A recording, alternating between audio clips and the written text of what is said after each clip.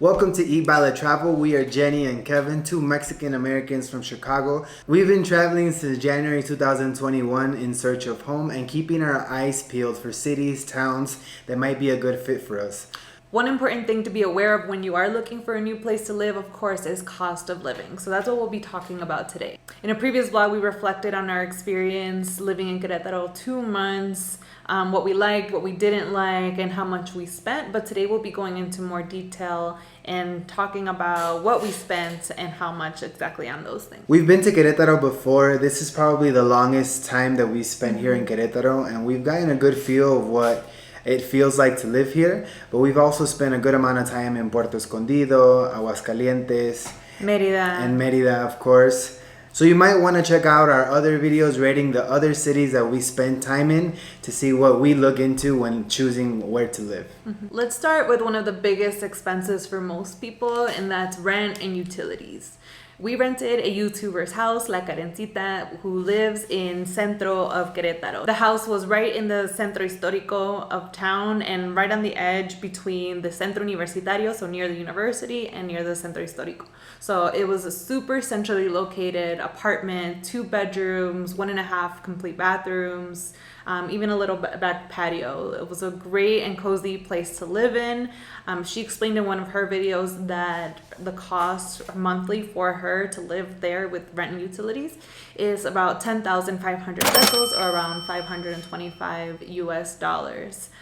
With us, since we were house sitting and helping out with things around the house, we worked out a different price where we were paying 8,000 pesos. There was 1 month where we sent 9,000 pesos because we felt like we were severely underpaying. So if you break that down, we paid around $400 or $425 US a month in rent.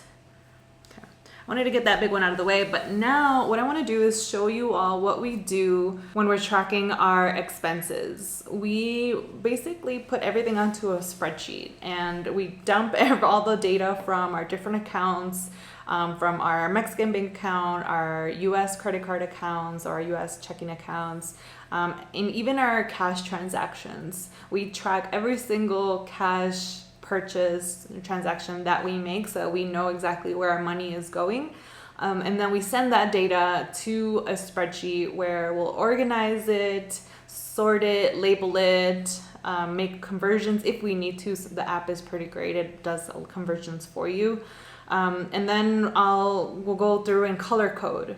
So we have our data already pre-color coded. We're going to go ahead and show you what we spend on by category and give you a few examples in each category.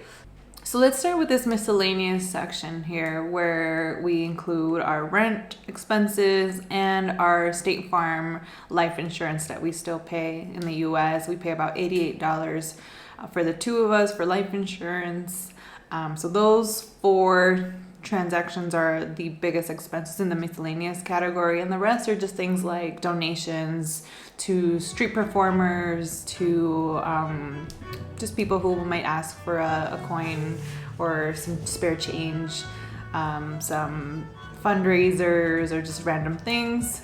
So when we add these up, that brings us to about $1,000 for the miscellaneous category. Again, this is for the 2 months. The next category we have is this gold color here. These are groceries and supplies. So it's a combination of, again, credit card transactions and cash transactions. And you'll see that this is a bakery, coffee. Of course, when we go grocery shopping, a lot of it is in cash because we often went to Mercado Hidalgo, which is the local market. Which not necessarily always the cheapest. Many times it can be, but out of convenience, it was one of the closest sources of, food shopping for us. So we often went and got groceries there, and so a lot of that, was in cash. And so you'll see these transactions reflected here. We also shopped at La Comer, which is one of the fancier grocery stores, as well as going on emergency OXXO runs, bakeries, and Walmart and Sorianas as well. So adding this one up brings us to $732.83. That is probably quite high. We were stocking up on supplies like buying toilet paper in bulk, buying olive oil and spices, and stocking up on things. And a bunch of these things we ended up leaving behind when we left. So we left a few gifts in the kitchen for Karen and Dave. The next section here is the health and wellness section. We are frequent customers of the farmacias similares, so we go to pharmacies often to stock up on things like supplements, vitamins, probiotics, especially for digestive wellness. I take supplements for my joints, for fibromyalgia.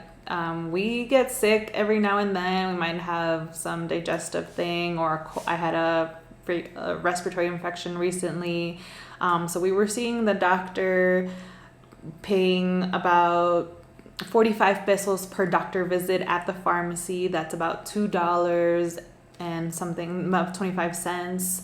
And then having to pay for the medication out of pocket as well was very affordable for things like an antibiotic, and having the doctor place the antibiotic for me was 25 pesos, or about $1.30. I had to purchase syringes because we then had to apply the rest of the antibiotic shots ourselves. I also got a dental cleaning for 500 pesos, or about $25. We went to chiropractor appointments, 400 pesos each. Kevin also joined a gym membership for 2 months, paid 700 pesos, or about $35. I did physical therapy, 300 pesos per session, or $15. Another big expense in this section is psychotherapy. I purchased a 6-session pack with an online virtual therapist based in Mexico for 3,000 pesos for 6 sessions, or about 500 pesos per session. When everything is said and done, we add these up, comes out to about $454.34 for health and wellness for the 2 months.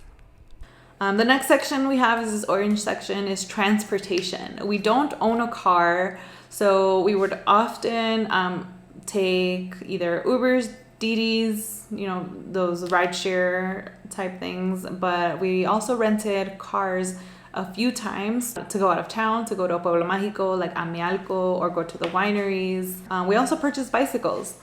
We bought bikes and helmets and locks, but then we resold them. So I have that calculated into the expenses here, that we resold everything. So we bought them for almost 3,000 pesos, but we resold them and sold it for 2,000 pesos. So we made most of our money back there. So the total cost of transportation here was about $300.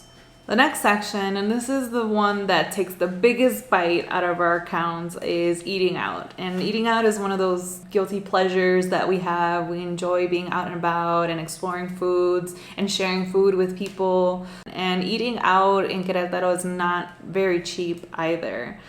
We spent significant amount of money eating at like bigger, fancier restaurants, but there are also very affordable street food and bars that we had really good times at. We don't regret any of this money spent because we made lots of memories, meeting new people, making friends, hanging out with people, going to trivia nights, going out for drinks, going out dancing. And we definitely splurged. Even though this was the biggest chunk of our expenses, I think it was definitely worth it. You'll see those prices here. Let me add all of these up. And that comes out to $1,175.19. That is a whopping huge amount, because I think that's almost our budget for just 1 month of everything. So we totally went way over. But like I said, no regrets. This last section that we have here, is this purple section, is another miscellaneous type, but it's more personal and entertainment type of expenses. So we went to the movies a few times. We went shopping a few times. These are our haircuts, me getting my nails done, any kind of shopping, hair products, and of course our guilty pleasures like wine. So when we add up the personal / entertainment, category, we are looking at $497.73 for a grand total of $4,230 and 57 cents. So that brings our monthly spending for those 2 months that we were in Querétaro to about $2,115.30 per month. It's actually not as much as we thought. If you watched our previous video, we thought we spent closer to $5,000 in those 2 months. But I also had forgotten that I was withdrawing cash and loaning my sisters money because my sisters came to visit and they were on vacation. So once I accounted for all of those things and the shared expenses that we were doing as a family, I realized that our spending wasn't as scary as we thought it was. It's still pretty high. I think it's still more than we had hoped. We try to shoot for around $1,500 US per month for our budgets. But like I said, we did a lot. We made a lot of great memories. We have no regrets. And I think we did okay, considering that Querétaro is one of the more costly cities to live in when it comes to the cost of living in Mexico. $2,000 US is definitely, I think, in a middle to upper class range for someone in Mexico. I would, if I'm living there longer term, I would definitely try to budget down more. When we're vlogging, of course, and going out to different places, we're spending more to be able to show you all these cool things, to make these videos, traveling to different towns, even within the state. But like I said, we enjoy these. So if you are enjoying our videos and want to see more of those, this maybe gives you a little bit of an idea of what it takes to produce them, just a little bit. And if you enjoyed this video, if you found this information helpful, please go ahead and hit the like button and drop us a comment below if you have any specific questions.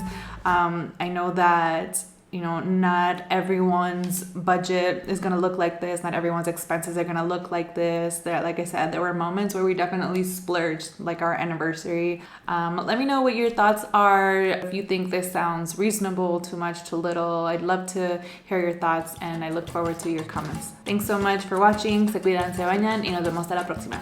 Chao.